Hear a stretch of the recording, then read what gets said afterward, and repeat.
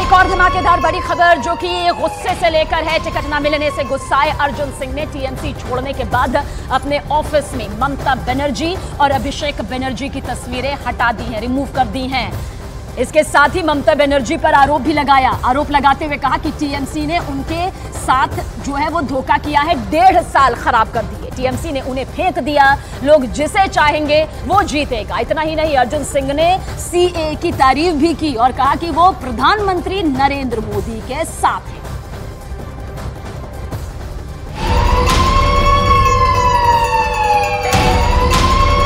Election धमाका, लोकसभा चुनाव, महाराष्ट्र से बड़ी खबर, जहां महाविकास आघाड़ी में सीट शेयरिंग को जो फॉर्मूला जिस पर विचार विमर्श चल रहा था उसे लेकर बनने से पहले ही ये बिगड़ता हुआ नजर आ रहा है। जैसा कि हम कल भी कह रहे थे कि मामला सुलझेगा तो तब जब उलझन से निकलेगा।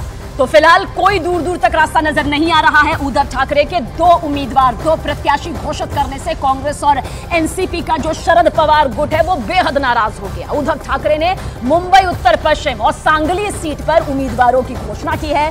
दरअसल सूत्रों के मुताबिक उद्धव ठाकरे की इस घोषणा के बाद से कांग्रेस पार्टी बेहद नाराज हो गई है, क्योंकि वो नहीं चाहती थी कि उद्धव ठाकरे किसी भी तरह से प्रत्याशियों का ऐलान करें।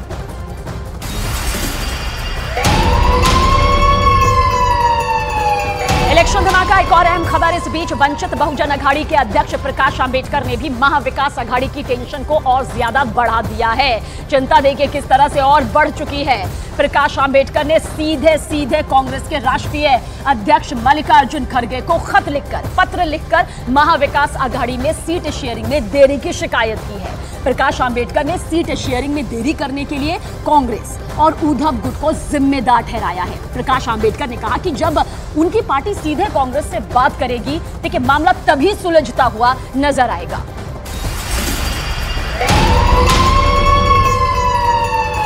हालांकि अब प्रकाश आंबेडकर के इस कदम से महाविकास अघाड़ी के नेताओं में नाराजगी देखने को मिल रही है। ये नाराजगी वक्त के साथ बढ़ती जा रही है, जिसे खत्म होना चाहिए। डेट पास आ रही है, बावजूद इसके झटके पर झटके लग रहे हैं। और साथ ही शरद पवार गुट का यह कहना है कि प्रकाश आंबेडकर अभी नए गठबंधन में आए हैं, तो वहीं कांग्रेस का कहना है कि वो गठबंधन के साथ हैं और गठबंधन में किसी तरह का कोई मनमुटाव नहीं है। प्रकाश आंबेडकर जी ने खड़गे साहब को एक पत्र लिखा है और उसके कंटेंट्स सारे सोशल मीडिया पे अवेलेबल है। लेकिन मैं आपको आश्वस्त करना चाहूँगा कि महाराष्ट्र में एनसीपी, शरद पवार, उद्धव ठाकरे साहब की शिवसेना और कांग्रेस पार्टी के बीच में बहुत ही एमिकेबली सीट शेयरिंग का डिस्कशन चालू है। वहाँ पे प्रकाश आंबेडकर जी भी उस अलायंस में हो, ऐसी हमारी सबकी इच्छा है। और आने वाले 2-3 दिनों के अंदर ये सारी चीज़ें स्पष्ट हो जाएंगी, हमारा सीटों का बंटवारा हो जाएगा। वो हाईकमान के ये चंद्रू हाईकमान के पास गया है। मुझे लगता है कि मल्लिकार्जुन खड़गे साहब भी इस बारे में सूचना करेंगे और वो सूचना या उनका आदेश होगा, वो हिसाब से हम आगे बढ़ेंगे।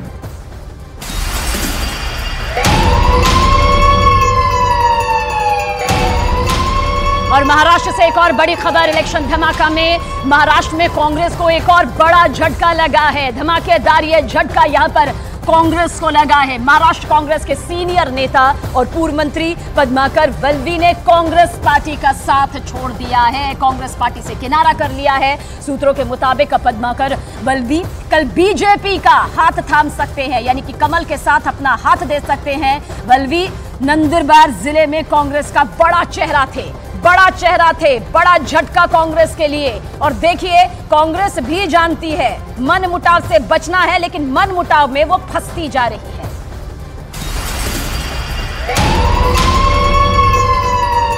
इलेक्शन धमाका, मध्य प्रदेश से बड़ी खबर, जहां गुना लोकसभा सीट पर मुकाबला रोचक होता दिखाई दे रहा है। बेहद दिलचस्प ये मुकाबला हो गया है। किस तरह से सियासी समीकरण समझिए। दरअसल गुना सीट पर बीजेपी ने केंद्रीय मंत्री ज्योतिरादित्य सिंधिया को अपना उम्मीदवार बनाया है और अब कांग्रेस इस सीट पर तगड़ा मुकाबला होने का दावा कर रही है। कांग्रेस के नेता दिग्विजय सिंह ने आज दावा पेश किया और दावा करते हुए कहा कि वो लोकसभा चुनाव लड़ने के लिए कमर कस चुके हैं। मुकाबला बेहद दिलचस्प, रोचक और तगड़ा होगा, इसमें कोई दो राय नहीं। हालांकि गुना सीट से उन्हें चुनावी मैदान में उतारने पर दिग्विजय सिंह ने कहा कि इसका फैसला पार्टी करेगी।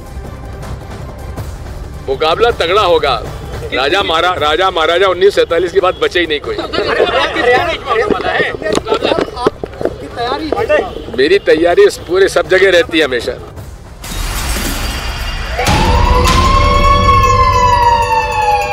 और इलेक्शन धमाका में अमित शाह का जिक्र एक बार फिर करते हैं, क्योंकि राहुल गांधी पर उन्होंने कटाक्ष किया, बड़ा हमला किया।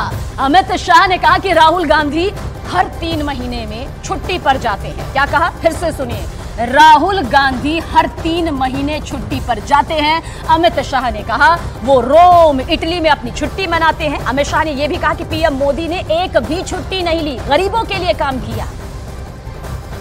टीआरएस तीसरा, मजलिस, परंतु पार्टी कहने को 3 है मगर एजेंडा एक ही है।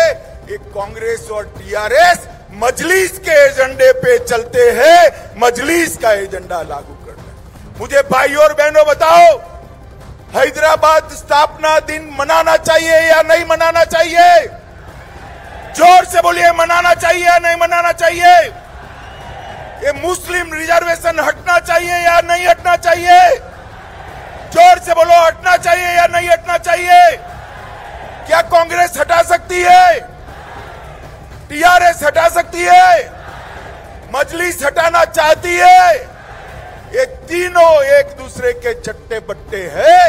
ये तीनों पार्टियां एक हैं। सिर्फ एजेंडे में नहीं, सिर्फ एजेंडे में नहीं, तीनों पार्टियां परिवारवादी पार्टियां। कांग्रेस पार्टी 4 पीढ़ी से जवाहरलाल नेहरू, इंदिरा गांधी,